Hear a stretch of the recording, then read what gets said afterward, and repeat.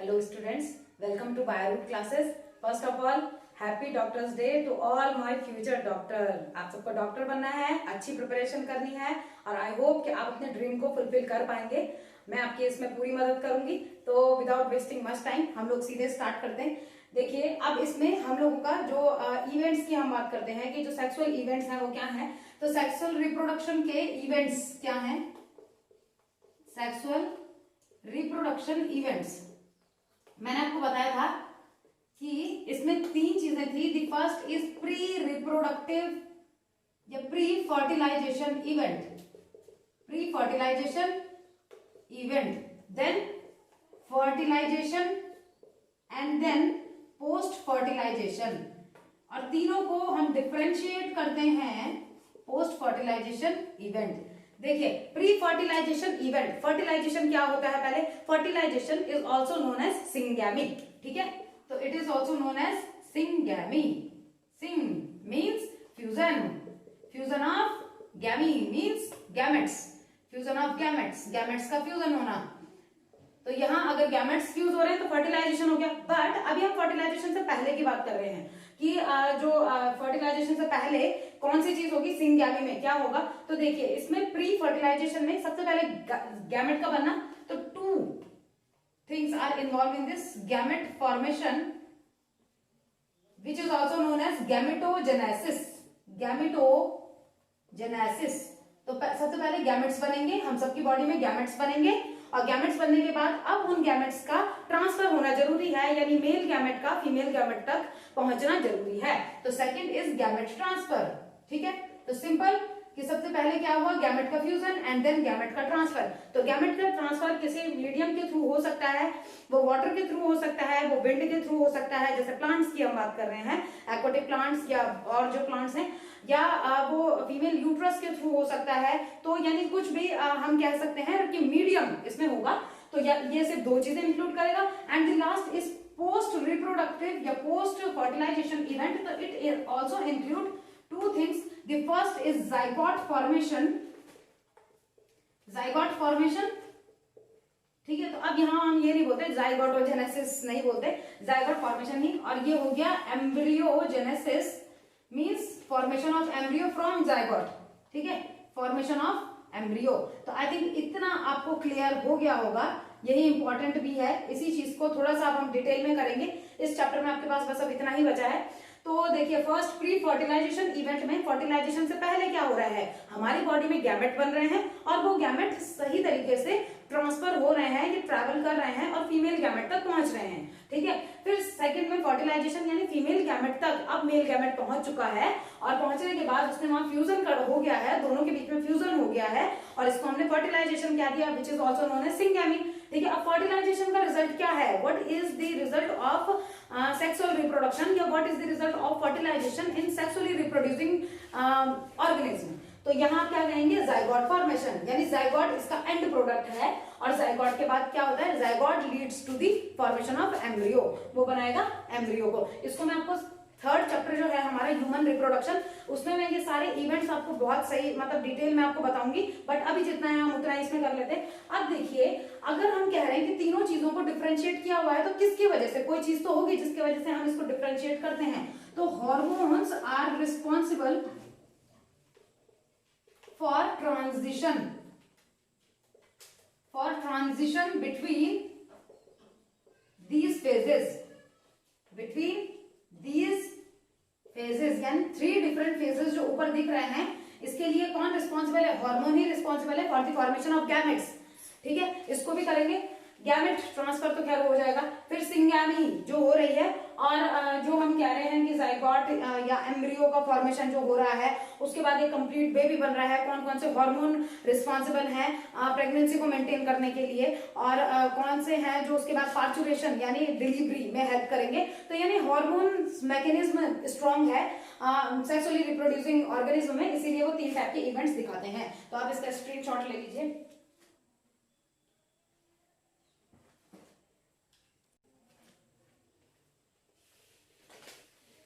अब मैं आपको गैमेटोजेनेसिस थोड़ा डिटेल में आपको बताती हूँ। इसमें देखिए, गैमेट की फॉर्मेशन होना, अब गैमेटोजेनेसिस फॉर्मेशन या जनरेशन ऑफ गैमेट्स। ठीक है, अब देखिए यहां हम क्या कहेंगे, गैमेटोजेनेसिस में हमारी बॉडी में अगर गैमेट बन रहा है तो वो किस चीज के थ्रू बन रहा है, किस प्रोसेस के थ्रू बन रहा है, मियोसिस। एक चीज याद रखिएगा इसमें, ये चीज याद रखिएगा, इन डिप्लॉयड ऑर्गेनिज्म या इन डिप्लॉयड पेरेंट या ऑर्गेनिज्म आप कर सकते हैं, किसी भी डिप्लॉयड पेरेंट और डिप्लॉयड ऑर्गेनिज्म में gamete formed by, gametes are formed by, आप मुझे बताएंगे, आर फॉर्म्ड बाय, आप सोचिए खुद कि क्या होगा। ठीक है, और दूसरा मैं बोल रही हूं इन हाइप्लॉयड पेरेंट या organism gametes are formed by, देखिए 11th का मैंने आपको प्लांट किंगडम बताया, प्लांट किंगडम में हम बहुत अच्छी तरीके से इसको कर चुके हैं कि अगर कोई हाइप्लॉयड पेरेंट है, यानी अगर कोई गैमेटोफिटिक पेरेंट है, उसमें गैमेट की फॉर्मेशन किस प्रोसेस के थ्रू होगी। अगर कोई हाइप्लॉयड पेरेंट है यानी एन पेरेंट है तो गैमेट भी क्या होता है, एन ही होता है, यानी एन पेरेंट एन को ही बनाने जा रहा है, यानी by mitosis. Clear. Second, diploid organism यानी 2n था, लेकिन अगर गैमेट बनता है तो गैमेट होता है n। 2n में ऐसा क्या हुआ कि वो n बन गया, मियोसिस, रिडक्शन डिवीजन। तो आपको ये चीज याद रखनी है, कंफ्यूजन वाली कोई बात नहीं है। डिप्लॉयड अगर पेरेंट है तो वहां गैमेट जो बनेगा वो किसके थ्रू बनेगा, meiosis. Why? Because it produce gamete by reduction division, and in haploid organism और haploid parent the gamete is formed by mitosis, equational division. Why? क्योंकि ये n है और ये n को ही बना रहा है, इक्वेशनल डिवीजन। अब हम अपनी बॉडी की बात कर लेते हैं, ह्यूमन बॉडी की बात कर लेते हैं। तो देखिए अगर हम यहां बात कर रहे हैं, ह्यूमन की बात कर रहे हैं, ह्यूमन या other animal sexually reproducing organism की हम बात कर लेते हैं, या डिप्लॉयड ऑर्गेनिज्म की हम बात कर लेते हैं। ठीक है, यहां अगर मैं बात कर रही हूं कि मेल पेरेंट जो है या मेल ऑर्गेनिज्म जो है एंड फीमेल पेरेंट या ऑर्गेनिज्म जो है, दोनों 2n है, 2n से मियोसिस हुआ, दोनों में मियोसिस। ठीक है, यहां भी मियोसिस, और it leads to the formation of sperm which is haploid in nature. It leads to the development of ovum or egg which is also haploid in nature. ठीक है, तो ये भी हाइप्लॉइड है नेचर में, यानी मियोसिस हुई थी, 2n से n बन गया, मियोसिस हुई है। ठीक है, अगर n से n बनता तो माइटोसिस होता, अगर 2n से 2n बनता तो माइटोसिस होता। बट हमको पता है कि जो गैमेट है वो हमेशा हाइप्लॉइड होते हैं, वो डिप्लॉयड होते ही नहीं है। ठीक है, वो हाइप्लॉइड है, तो यानी मियोसिस के थ्रू वो यहाँ पे मियोसिस के थ्रू वो बन रहे हैं। तो इसका आप स्क्रीनशॉट ले लीजिए।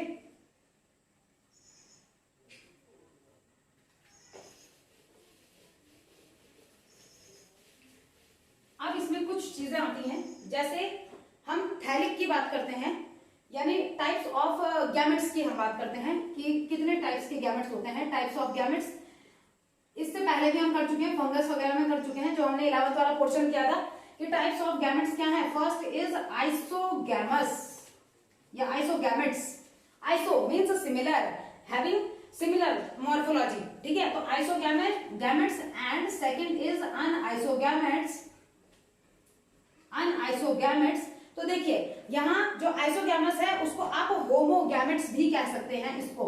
ठीक है, होमोगैमेट्स। और जो अनआइसो है यानी डिफरेंट गैमेट्स होंगे तो आप इसको हेटेरोगैमेट्स कह सकते हैं। हाँ, आप कह सकते हैं, क्योंकि हेटेरो वर्ड हम किसके लिए यूज करते हैं, हेटेरो वर्ड हम डिफरेंट के लिए यूज करते हैं। ठीक है, होमो हम सेम के लिए यूज करते हैं, तो यानी सेम गैमेट्स, यानी आप कह सकते हैं कि isogametes are those gametes which are morphologically similar. ठीक है, तो आप क्या कह सकते हैं यहाँ पे, morphologically similar gametes, morphologically similar. ठीक है, बोथ द गैमेट्स, दो गैमेट्स की हम बात कर ले रहे हैं, तो दो गैमेट्स यहाँ पे मॉर्फोलॉजी उनकी क्या होगी, सिमिलर होगी। तो यहाँ पे अगर मैं सिमिलैरिटी में बात करती हूँ तो एग्जांपल सबसे बेस्ट है एल्गी क्लैडोफोरा। एल्गी क्लैडोफोरा, याद रखिएगा, algae Cladophora have both the male and female gametes similar, male and female gametes, तो मॉर्फोलॉजिकली सिमिलर, या आप ये कर दीजिए both gametes are morphologically similar, यहाँ पे समझने में ज्यादा इजी रहेगा। तो मतलब मेल और फीमेल गैमेट्स बोथ का मतलब है क्या, आप मेल और फीमेल गैमेट्स की बात कर रहे हैं, बोथ का मतलब दोनों के दोनों सिमिलर होंगे, आप उसको डिफरेंशिएट नहीं कर सकते, ठीक है। तो अब उसके बाद बात करते हैं, मतलब यहाँ पे मेल और फीमेल दिखने में एक जैसे ही होंगे। यहाँ बात करते हैं हेटेरोगैमेट्स यानी डिफरेंट गैमेट्स की हम बात कर रहे हैं। तो डिफरेंट गैमेट्स किन में होते हैं, तो आप वही बोलेंगे कि मॉर्फोलॉजिकली, यानी यहाँ पे वही both gametes are morphologically similar, are morphologically not similar, या मॉर्फोलॉजिकली डिफरेंट आप कह सकते हैं, नॉट सिमिलर और डिफरेंट टाइप के वो होंगे। तो इसका बेस्ट एग्जांपल क्या है, एग्जांपल है ह्यूमन बीइंग, ह्यूमन, ठीक है। तो ह्यूमन की अगर हम बात करते हैं तो यहाँ हम क्या बात कर रहे हैं, अगर हम मेल की बात करते हैं तो मेल में जो गैमेट प्रेजेंट है, मेल गैमेट, तो मेल गैमेट को हम क्या कह रहे हैं यहाँ पे, स्पर्म। स्पर्म कैसा होता है, वो इस शेप का हम बना लेते हैं। बाकी हम नेक्स्ट चैप्टर में फिर अच्छे से इसकी डिटेल स्ट्रक्चर की बात करेंगे, बट अभी हम इतना ही कर लेते हैं। फीमेल में हम बात कर रहे हैं तो फीमेल में जो फीमेल गैमेट है वो क्या है, ओवम।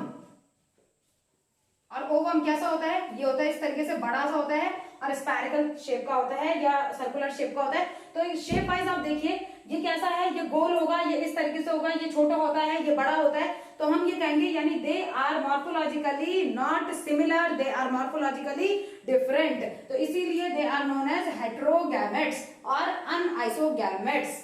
तो इसका स्क्रीनशॉट ले लीजिए।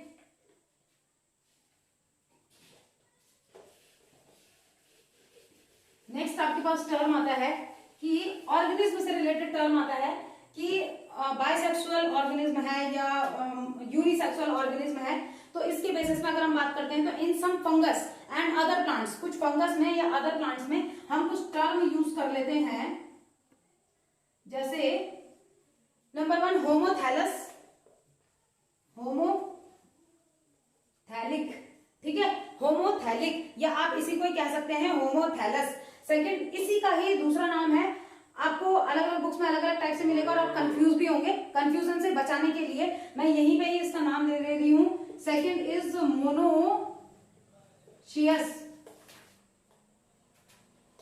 Monoecious and the third name is bisexual, या आप हर्माफोराइड भी कह देते हैं। तो in case of animals it is also known as, this condition is also known as hermaphroditic condition. तो इसमें देखिए होमोथैलस का मतलब क्या है, तो यहां हम क्या बोलेंगे कि जो मेल और फीमेल सेक्स ऑर्गन है are present on the same thallus, ठीक है। ये तो होमो मीन सेम, तो आप बोलेंगे male and female sex organ, not gametes. अब गैमेट्स तो होंगे ना फिर जब सेक्स ऑर्गन्स होंगे, are present on the same thallus, on the same thallus, ठीक है। वहां हम थैलस की बात करते हैं ना कि sex organs are present in the thallus, तो मतलब एग्जांपल किसमें, थैलस की बात कर रहे हैं, यानी एग्जांपल हो गया फंजाई, फंगस की बात कर रहे हैं मतलब हम, ठीक है। तो इसको इसको बोलते हैं होमोथैलिक। वैसे ही मोनोशियस की अगर हम बात कर रहे हैं या बायसेक्सुअल की बात कर रहे हैं तो वहां भी हम क्या बोलते हैं कि male and female are present, या male and female reproductive parts are present in the same individual या इन वन इंडिविजुअल, तो वो कंडीशन हो गई। अब इसमें मैं आपको कुछ प्लांट्स और कुछ एनिमल्स के एग्जांपल बता देती हूँ, जैसे एग्जांपल ऑफ प्लांट्स, किस कंडीशन में एग्जांपल ऑफ प्लांट्स की बात करते हैं। एक तो आप फंगस की बात करें कि फंगस में ऐसा हो सकता है, दूसरा कुकुरबिट्स, कुकुरबिट्स जो होती हैं इसमें जितनी भी बेल वगैरह जो भी आती है वो सब इसी के अंदर है, एंड कोकोनट, ठीक है, ये हो गया। अगर मैं एग्जांपल ऑफ एनिमल्स की बात करती हूँ इसी में ही, तो पहले तो उनको कहा क्या जाता है, तो दे आर नोन एज हर्माफोरॉइड,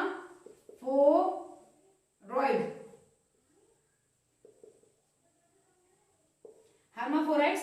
अब इसमें कौन कौन से आते हैं, तो leech, then tapeworm, earthworm, and sponges, ठीक है। तो I think it is clear to all of you, इतना आपको क्लियर हो गया होगा कि एग्जांपल ऑफ प्लांट जो होमोथैलिक या मोनोशियस या बायसेक्सुअल है, एग्जांपल ऑफ एनिमल्स में कौन कौन है, तो ये आते हैं इनके एग्जाम्पल आपको याद रखने पड़ेंगे इसमें थोड़ा, इस चैप्टर में। बाकी सब तो अच्छा है, बट थोड़ा सा कंफ्यूजन जो आपका होगा वो थोड़ा एग्जाम्पल याद करने में ही होगा। सेकेंड चीज हम बात कर लेते हैं, यहाँ होमो बात की थी, अब हेट्रोथैलिक। हेट्रोथैलिक है मोनोशियस, यानी यहां आप क्या कहेंगे, डायोशियस एंड यूनिसेक्सुअल, यानी here male and female sex organ are present on the different individual में present होंगे ये, ठीक है, on the different thallus। तो मैं शॉर्ट में लिख रही हूं, mail and female present on different thallus में है। एग्जाम्पल की बात कर लेते हैं, क्या मैं यहां आपको बताती हूं कि थैलस की बात कर रहे हैं, यानी आप यहां ये कह सकते हैं एग्जाम्पल कि या तो ये पिस्टिलेट फ्लावर्स ही होंगे या ये स्टैमिनेट फ्लावर्स ही होंगे। क्लियर? स्टैमिनेट मींस या तो इन फ्लावर्स में सिर्फ क्या होगा, मेल रिप्रोडक्टिव पार्ट ही प्रेजेंट होगा, यानी stamen only contain male flowers, only contain male flowers, या स्टैमन आप लिख सकते हैं।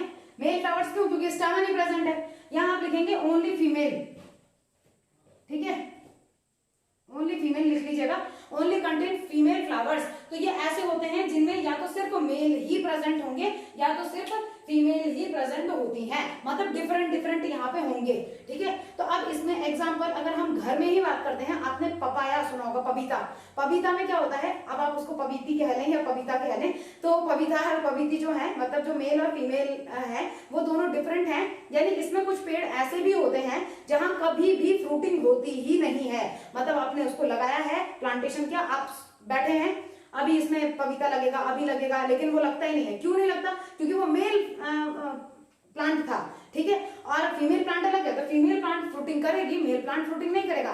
तो second example is date palm, ठीक है, जो खजूर है डेट पाम, वो भी क्या होता है, इसी तरीके से हाइड्रोथैलिक हम उसको कहते हैं। तो यहाँ एग्जांपल मैं आपको इधर लिख रही हूं, एग्जांपल इसका पपाया, सेकंड डेट पाम, ये तो किसका था, एग्जाम्पल ऑफ प्लांट्स, आप खुद लिखेंगे एग्जाम्पल ऑफ प्लांट्स। और इसी में अगर मैं एग्जाम्पल ऑफ एनिमल्स की बात करती हूं तो कॉकरोच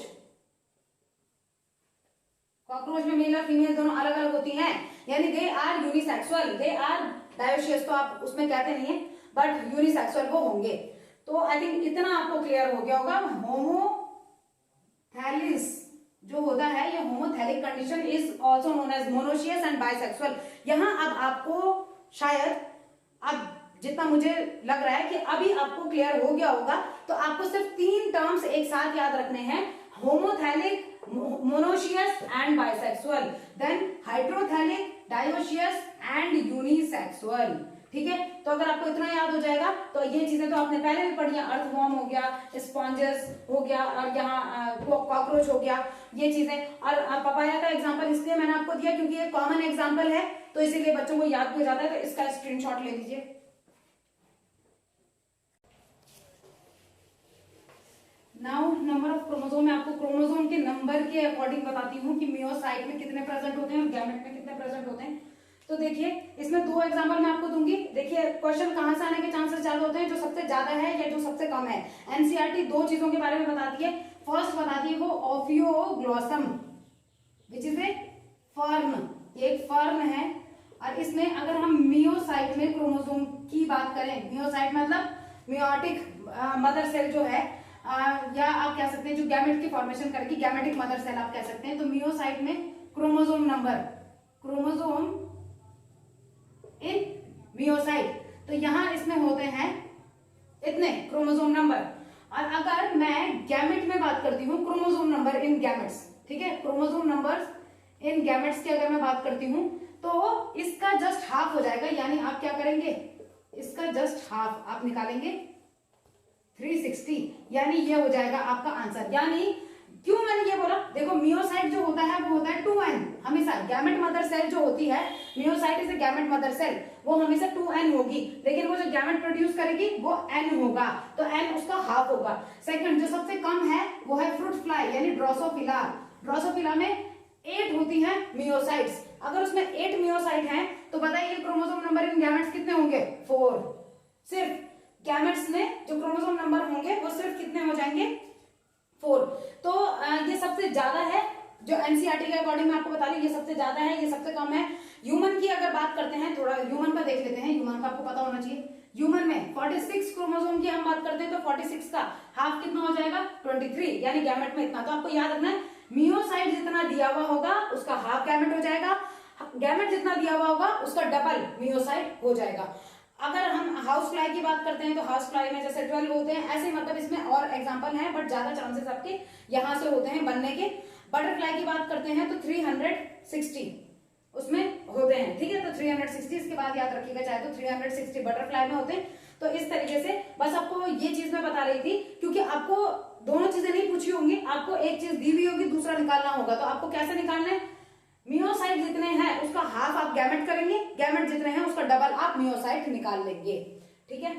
तो अब इसके बाद बात करते हैं कि देखिए मैंने आपको कुछ चीजें और बताई कि जैसे मैंने आपको बताया था कि जैसे डिप्लॉयड ऑर्गेनिज्म जो होते हैं ये हम पहले कर चुके हैं, बस मैं आपको थोड़ा बता रही हूँ। देखिए डिप्लॉयड ऑर्गेनिज्म जो होते हैं वो क्या करेंगे? मियोसिस के थ्रू वो गैमेट की फॉर्मेशन करते हैं। तो ऐसे कौन है डिप्लॉयड ऑर्गेनिज्म में, हम किन किन को ले सकते हैं? तो देखिए अगर मैं प्लांट की बात करती हूँ तो डिप्लॉयड प्लांट बॉडी किसमें है? तो हम यहाँ क्या बोलेंगे? Pteridophyte, gymnosperm, angiosperm. याद रखिएगा, लिख भी दीजिएगा चाहे तो।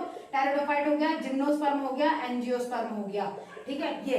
और अगर मैं बोलूं कि प्लांट बॉडी जो हाइप्लॉइड है तो वो क्या हो गया? जैसे एल्गी हो गया और फंगस हो गया, ठीक है। तो आपको ऐसे याद रखना है, एल्गी, फंजाई, ब्रायोफाइटा हो गया, ठीक है, ब्रायोफाइटा। तो ये चीज आपको याद रखनी है कि इनमें जो गैमेट की फॉर्मेशन होगी वो कैसी होगी?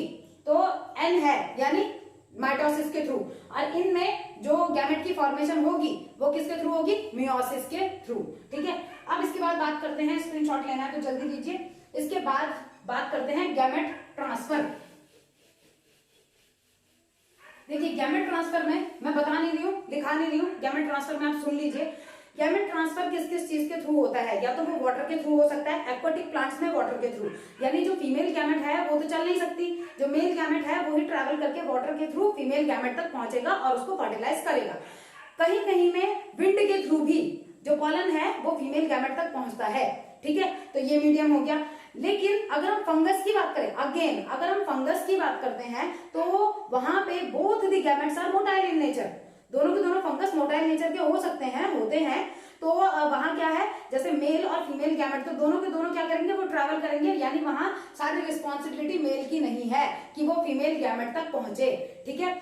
और यही अगर हम बात करते हैं, इसी में अगर हम बात करते हैं कि अगर आपके पास क्वेश्चन आता है कि अगर मान लीजिए कि अगर कोई लॉस, मतलब क्यों large number of male gametes are produced in comparison to female, तो इसीलिए क्योंकि मेल को ज्यादातर केसेस में फीमेल गैमेट के पास पहुंचना होता है।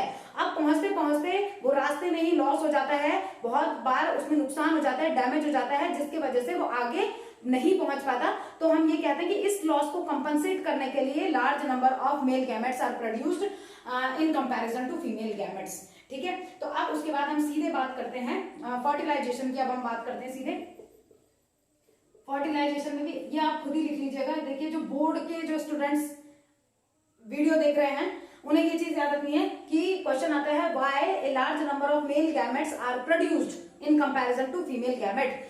तो क्यों? क्योंकि वो टू कंपनसेट द लॉस को कंपनसेट करने के लिए उन्हें क्या करना पड़ता है? लार्ज नंबर में प्रोड्यूस होना पड़ता है, क्योंकि उन्हीं के पास रिस्पॉन्सिबिलिटी ज्यादा होती है फीमेल गैमेट तक पहुंचने की।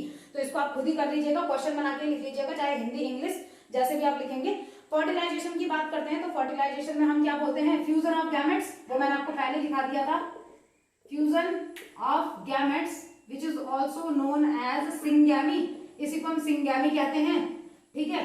अब ठीक है, ये तो कि इसकी वजह से इसका जो रिजल्ट होगा वो जायगोट की फॉर्मेशन होगी। बट यहां मैं आपको एक चीज बता रही हूं, parthenogenesis, the most important topic for board exams.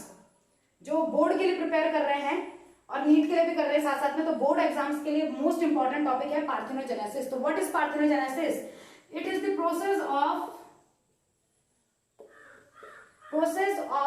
Formation of individual without fertilisation,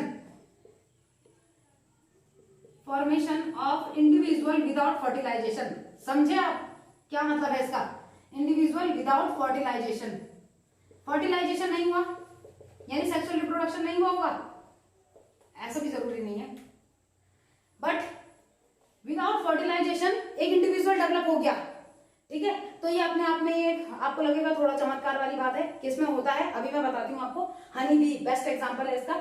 देखिए मैं पहले आपको ये चीज क्लियर कर दूं, पार्थिनोजेनेसिस और एपोमिक्सिस क्या है। तो the process of formation of individual without fertilization, fertilization नहीं हुआ बट जो इंडिविजुअल है, इंडिविजुअल क्या हो गया, बन गया है, ठीक है। ये तो पार्थिनोजेनेसिस है। और if the process of formation of seed without fertilization, अगर सीड का बिना फर्टिलाइजेशन के ही सीड बन जाए तो उसको हम एपोमिक्सिस टर्म देते हैं। नेक्स्ट जो चैप्टर है उसमें हम पढ़ेंगे इसको, वो एपोमिक्सिस है, तो इसमें कंफ्यूज आप बिल्कुल नहीं होंगे। अब देखिए इसके एग्जाम्पल की अगर बात करते हैं तो एग्जाम्पल आपसे बोर्ड एग्जाम में बहुत ज्यादा पूछे जाते हैं। रोटिफर्स, रोटिफर्स कैसे होते हैं? ये माइक्रोस्कोपिक होते हैं, बहुत छोटे होते हैं, ये माइक्रोस्कोपिक होते हैं रोटिफर्स, आप ये कह सकते हैं माइक्रोस्कोपिक एनिमल्स ये हैं। सेकेंड इंसेक्ट्स की बात करते हैं तो इंसेक्ट्स में best example is honey bee, सबसे बेस्ट एग्जांपल है हनी बीज, ठीक है। अब हनी बीज कैसे, इसको मैं आपको बताऊंगी, अभी बताती हूँ कि इसमें कैसे होते हैं। हनी बीज के अलावा इसमें कुछ लेजर्ड्स एंड बर्ड में टर्की, याद रखिएगा ये क्वेश्चन तो आपके पास टर्की। तो देखिए ये बोर्ड में भी बहुत बार इससे रिलेटेड इन एग्जांपल्स, ये एग्जांपल्स पूछ लिए जाते हैं बोर्ड में भी, तो आपको बोर्ड के अकॉर्डिंग भी ये याद रखने और नीट के अकॉर्डिंग भी आपको ये याद रखने हैं। हनी बी में मैं पार्थिनोजेनेसिस आपको बताने जा रही हूं, इसका स्क्रीनशॉट लीजिए।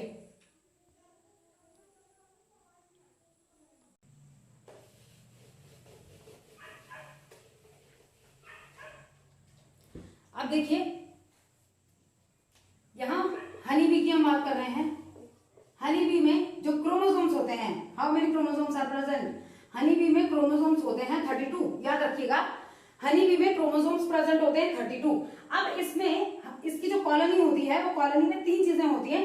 द फर्स्ट इज ड्रोन, यानी जो male member of the society है, ये सोसाइटी में रहती हैं ऐसी बीज हैं जिनको सोशल एनिमल कहा जाता है। इसमें मेल जो है वो ड्रोन होता है, जो फीमेल होती है वो 2 टाइप की फीमेल होती हैं। द फर्स्ट इज क्वीन, जिसका काम सिर्फ एग ले करने का होता है, और द सेकंड इज वर्कर बीज। तो वर्कर बीज जो होती हैं वो सारे के सारे अपने आप को डोनेट कर देते हैं for the welfare of their society, यानी क्वीन और उसके बच्चों को पालने के लिए, अपनी सोसाइटी का सारा ध्यान रखने के लिए वो खुद को डोनेट कर देते हैं। तो अब देखिए यहाँ पे हनी बी में 32 क्रोमोसोम्स होते हैं, बट यहाँ 32 क्रोमोसोम्स में किसमें बात कर रही हूँ? देखिए यहाँ अगर मियोसिस हुआ या फीमेल हनी बी की मैं बात कर रही हूँ, चलिए यहाँ देखिए फीमेल हनी बी की बात कर रहे हैं, तो फीमेल हनी बी में 32 क्रोमोसोम्स प्रेजेंट थे। अब उनमें क्या हुआ, फीमेल में 32 क्रोमोसोम्स, मियोसिस होती है और मियोसिस के बाद ये 16 और 16 में डिवाइड हो जाता है, ठीक है। 16 मियोसिस हुआ तो यानी हाफ क्रोमोसोम्स हो गए। अब 16 वाला जो है, देखिए अभी यहाँ मेल मेंबर की कोई बात नहीं है, यहाँ मेल का स्पर्म नहीं आया है, और ये डायरेक्टली अगर ड्रोन बन गया, और बनता ही है, ड्रोन में कितने क्रोमोसोम्स प्रेजेंट होते हैं? 16 chromosomes are present in drone. क्यों? क्योंकि वो अनफर्टिलाइज्ड एग से बना है। तो मैंने आपको क्या बताया, the process of formation of individual without fertilization, यहाँ कोई फर्टिलाइजेशन नहीं हुआ, तो यहाँ आप क्या बोलेंगे, from unfertilised egg. Unfertilised egg से कौन बनता है? ड्रोन, ठीक है। सेकेंड, अगर ये 16 है, फिर या विदाउट फर्टिलाइजेशन आप कह सकते हैं कि बिना फर्टिलाइजेशन के बन गया, 16 है। अब मेल जो है, मेल का कितने क्रोमोसोम, अभी मैंने आपको बताया ड्रोन में 16 क्रोमोसोम प्रेजेंट होंगे, तो वैसे कोई मेल आया 16 क्रोमोसोम, यहां से दोनों में क्या हुआ, सिंगैमी हुआ, और सिंगैमी के बाद कितने क्रोमोसोम्स बन रहे हैं? 32 क्रोमोसोम्स बन रहे हैं। तो 32 क्रोमोसोम्स में हम क्या कह रहे हैं, 32 का मतलब आप समझ रहे हैं, ये किस में प्रेजेंट होगा, ये 2 में प्रेजेंट होगा, यानी वर्कर बीज एंड क्वीन। यानी आप कह सकते हैं कि 32 chromosomes are present in the female honeybee and only 16 chromosomes are present in drone, which is one of the only male member of the society। यानी सिर्फ मेल में 16 क्रोमोसोम होंगे और जो फीमेल है उसमें 32 क्रोमोसोम। यानी कौन फर्टिलाइज्ड एग से बना है या कौन फर्टिलाइजेशन से बना है, तो these are the results of fertilization, जबकि ये रिजल्ट नहीं है फर्टिलाइजेशन का। ठीक है, तो ये बहुत इंपॉर्टेंट टॉपिक है आपके बोर्ड के एग्जाम्स के अकॉर्डिंगली, ये बहुत इंपॉर्टेंट टॉपिक है। अब उसके बाद नेक्स्ट है आपके पास फर्टिलाइजेशन। तो फर्टिलाइजेशन में देखिए सिर्फ मैं बोल रही हूँ टाइप्स ऑफ फर्टिलाइजेशन, एक एक्सटर्नल फर्टिलाइजेशन होता है और एक इंटरनल फर्टिलाइजेशन। तो what are the types of fertilization? External fertilization और इंटरनल फर्टिलाइजेशन। वो फर्टिलाइजेशन जो मदर की बॉडी से बाहर हो इज एक्सटर्नल फर्टिलाइजेशन, और वो फर्टिलाइजेशन या वो प्रोसेस जहां पे बेबी मदर की बॉडी के अंदर ही बन रहा है, इंटरनल फर्टिलाइजेशन। तो एक्सटर्नल फर्टिलाइजेशन में अगर हम बात करते हैं तो जितने भी एक्वाटिक एनिमल्स की हम बात करें, मोस्टली एक्वाटिक एनिमल्स इसमें आते हैं, तो वहां हम क्या कह रहे हैं कि उसमें कौन कौन से हो सकते हैं। तो जो एक्सटर्नल में एल्गी की बात कर सकते हैं हम, फिशेस की बात कर सकते हैं, एम्फीबियंस, फ्रॉग, बोनी फिशेस, ये सारे के सारे इसके एग्जांपल हैं। इंटरनल फर्टिलाइजेशन की बात करते हैं तो यहाँ हम बात करते हैं टेरिडोफाइट हो गया, जिम्नोस्पर्म हो गया, एंजियोस्पर्म यानी प्लांट की अगर हम बात करते हैं तो ये हो गया, और ब्रायोफाइट्स हो गए। तो bryophyte, pteridophyte, gymnosperm, angiosperm shows internal fertilization. ठीक है, इन ह्यूमन या mammals, most of the mammals, most या ज्यादातर सारे मैमल्स, तो मैमल्स शोज इंटरनल फर्टिलाइजेशन। तो फर्टिलाइजेशन वहां पे इंटरनल होगा, यानी जाइगोट की फॉर्मेशन भी वहां पे इंटरनल होने वाली है। ठीक है, जाइगोट और बेबी जो बनने वाला है वो मदर की बॉडी के अंदर बनने वाला है, तो इसको आप खुद ही लिख लीजिएगा। फिर उसके बाद बात करते हैं कि पोस्ट फर्टिलाइजेशन इवेंट्स। या मैं आपको एक ये बता दूं कि क्वेश्चन आता है कि व्हाट आर द डिसएडवांटेज या what is the better mode of fertilization, external या इंटरनल। तो इंटरनल फर्टिलाइजेशन ज्यादा अच्छा होता है। क्यों ज्यादा अच्छा है? क्योंकि वहां पे प्रॉपर एम्ब्रियोनिक केयर या प्रॉपर पेरेंटल केयर वहां पे अच्छी हो रही है, और वहां पे प्रीडेटर की वजह से बच्चे को नुकसान नहीं होता, या जो फर्टिलाइजेशन है उसको इफेक्ट नहीं होता किसी प्रीडेटर की वजह से। तो वहां पे ऐसे थ्रेटेंड्स जो हैं ये कम होते हैं, इस वजह से हम ये कहते हैं कि इंटरनल फर्टिलाइजेशन ज्यादा अच्छा है। एक्सटर्नल फर्टिलाइजेशन के डिसएडवांटेज यही है कि यहाँ पे जो ऑफ स्प्रिंग है उन ऑफ स्प्रिंग को ज्यादा प्रॉब्लम फेस करनी पड़ती है। ठीक है, उसके बाद पोस्ट फर्टिलाइजेशन इवेंट्स की बात करते हैं, यानी फर्टिलाइजेशन के बाद टाइप्स ऑफ फर्टिलाइजेशन आप खुद लिख लीजिएगा, एक्सटर्नल और इंटरनल। पोस्ट फर्टिलाइजेशन इवेंट्स की बात करते हैं, यानी सबसे पहले जाइगोट फॉर्मेशन और उसके बाद एम्ब्रियो फॉर्मेशन की बात करते हैं। तो देखिए जाइगोट की अगर बात करते हैं तो जाइगोट क्या है? जाइगोट है 2n। क्यों? क्योंकि वो किस किस से मिलकर बना है? n+n से मिलकर बना है, यानी n क्या हो गया? स्पर्म, और n हो गया ओवम। तो इन दोनों से मिलके बनेगा तो जाइगोट हो गया। अब जाइगोट में भी ये है कि ये कहाँ पे बन रहा है, तो ये अगर बॉडी के अंदर ही बन रहा है तो वहां हम क्या कहेंगे कि इंटरनल फर्टिलाइजेशन, जो इंटरनल फर्टिलाइजेशन है leads to internal formation of, mostly internal formation of zygote, और जो एक्सटर्नल फर्टिलाइजेशन है वो लीड्स टू एक्सटर्नल फर्टिलाइजेशन या एक्सटर्नल फॉर्मेशन ऑफ जाइगोट। ठीक है, फिर उसके बाद कि कुछ ऐसे होते हैं जैसे इन सम एल्गी एंड फंजाई, कुछ एल्गी और फंजाई में क्या होता है, ये कुछ रेस्टिंग स्टेज शो करते हैं, रेस्टिंग स्टेज ये दिखाते हैं। तो वो रेस्टिंग स्टेज क्या होती है, यानी यहाँ ये क्या करेंगे, जो अनफेवरेबल कंडीशन अगर है या जाइगोट के बाहर एक थिक सी लेयर ये डेवलप कर लेते हैं। और क्यों डेवलप करेंगे? ताकि ये रेजिस्ट कर सके डैमेज को। तो जाइगोट प्रोड्यूस या जाइगोट इज कवर्ड बाय, आप कर सकते हैं कि जाइगोट डेवलप करेगा एक thick layer, develop thick layer to resist damage, जितने भी डैमेज हैं उन डैमेज को झेल ले, ताकि ये, क्यों? क्योंकि वो जो हार्ड वो थिक लेयर्स हैं जाइगोट के बाहर, वो इसको किससे बचाती हैं, जो भी मतलब डैमेज वगैरह होते हैं उनसे बचाने का काम करती है। अब हम बात करते हैं, तो जाइगोट की बात हो गई, अब एम्ब्रियो की बात आती है, यानी एम्ब्रियोजेनेसिस आप कर सकते हैं, एम्ब्रियोजेनेसिस। तो फॉर्मेशन ऑफ एम्ब्रियो मैंने आपको बताया था, इसमें दो इवेंट्स होते हैं। The first is cell division and the second is cell differentiation. याद रखिएगा, cell division and cell differentiation दो चीजें इसमें होती हैं। सेल डिवीजन में क्या, सेल डिवीजन में क्या होगा, only the number of cells increase. तो यहां हम बोल रहे हैं नंबर ऑफ सेल्स इंक्रीज। ठीक है, नंबर ऑफ सेल्स बढ़ रही हैं। जब नंबर ऑफ सेल्स बढ़ेंगी तभी तो एक बेबी बनेगा अंदर। जाइगोट था, जाइगोट में पहले क्या होगा, 2 cells stage, then 4 cell stage, 8 cell stage, 16 cell stage, 32 cell stage, ठीक है, इस तरीके से डबल डबल होता रहता है, वो फिर नेक्स्ट हम थर्ड चैप्टर में पढ़ेंगे।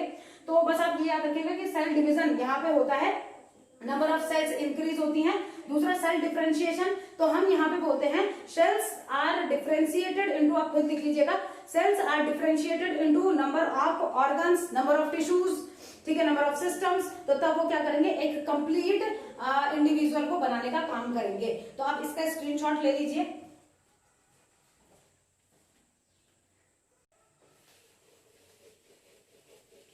नेक्स्ट आपके पास ओविपेरस एंड विविपेरस एनिमल्स।